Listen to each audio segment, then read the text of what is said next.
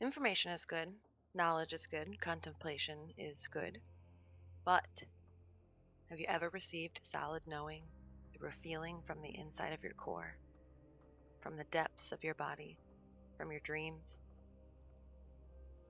from sensations beyond language? Information or knowings that you could later verify as accurate?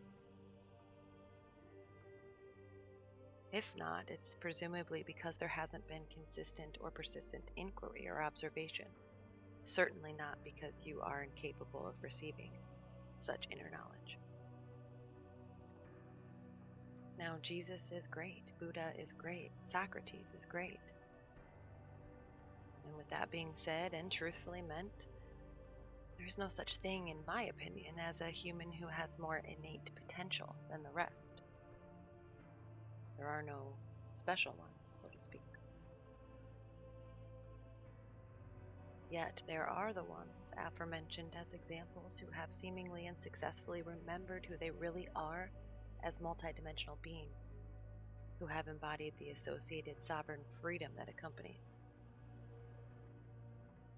There are those who have presumably been anointed with the notion that they are infinitesimally small and immeasurably large at the same time, both mirroring an aspect of truth without held contradiction. There are those who have evidently realized the creative capacity of the human being and have demonstrated maturity and mastery of it as a result.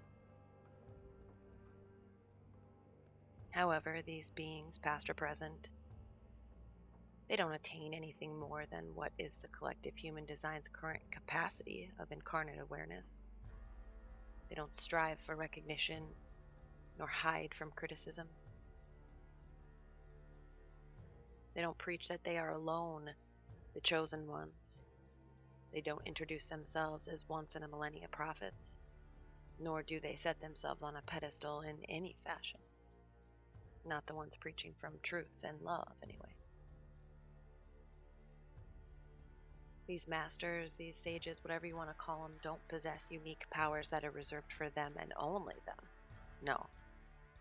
They are tapped superbly into the inherentness of the magic of the breath of life as we know it, while simultaneously awake to what lies outside of what we do know. And they're in alignment and coherence with the all. Which, by the way, is reserved for all of us. We just have to be willing to first choose and then walk a similarly resonant path.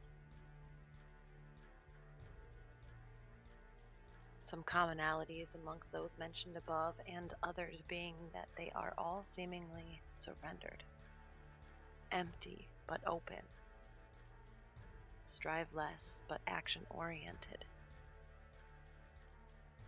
They're able to give, able to receive, and to love without condition. They teach, they guide, they retreat. They know when to be silent, but they also know when to let their voice be heard. And they all appear to possess an immensely high degree of humility. This then becoming the foundation in which this internal divine knowledge starts to bleed through, where the external expression begins to emulate a certain purity of engagement with life, which could only have come from an internal period of painful purification. No specific knowledge, initiation, or ritual alone may bring an individual to harnessing in this foundation. Rather, the simplicity really does lie in the innocent integrity of being and how we're showing up in our earthly environments. We all have immeasurable potential.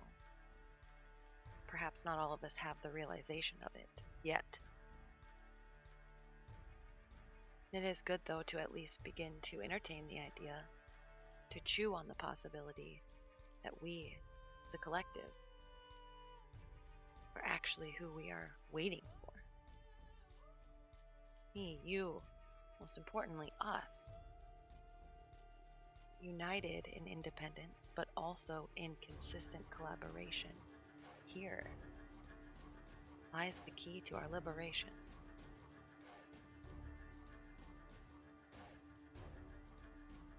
And it all begins simply with some degree of self-inquiry,